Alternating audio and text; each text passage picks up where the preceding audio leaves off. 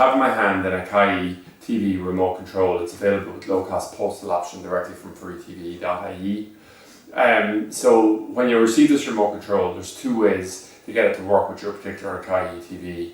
The first method is to just hold down certain buttons on the remote, and what will happen is it'll go through a database within the remote control of potential TVs, and it'll cause the television to turn off.